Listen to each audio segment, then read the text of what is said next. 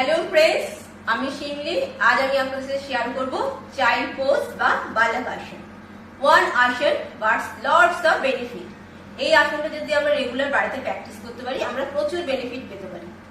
First, beautiful young look, no abdominal pain, no pimples, face glowing, diabetes is eliminated gas and indigestive problem.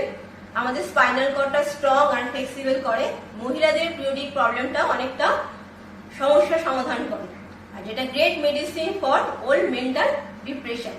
So friend, let's start.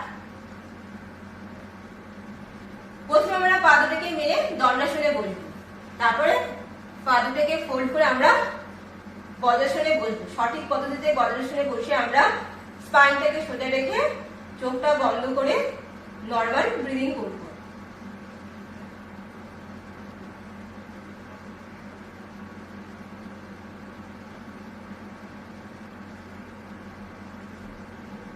এবার আমরা ধীরে ধীরে হাত দুটোকে হাঁটুর দুপাশে রেখে নিঃশ্বাসটা টেনে নিয়ে নিঃশ্বাসটা ছাড়তে ছাড়তে ধীরে ধীরে মাথাটা ডাউন করব। চোখটা বন্ধ থাকবে। মনে মনে 10 to 20 টাইমস কাউন্ট করব।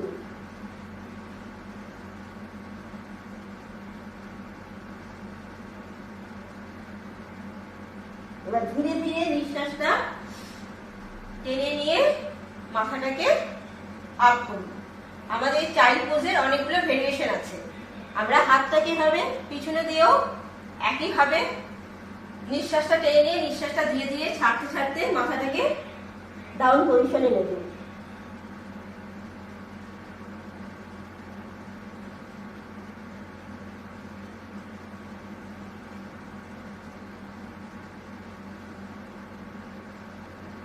আবার নিঃশ্বাসটা টেনে নিয়ে ধীরে ধীরে আমরা নর্মাল পজিশনে আসবো। আরো একটা ভেরিয়েশন হলো হাতটাকে সামনে রেখে হাতটাকে এভাবে ফ্লোরে টাচ করে ধীরে ধীরে মাথাটা ডাউন করবো।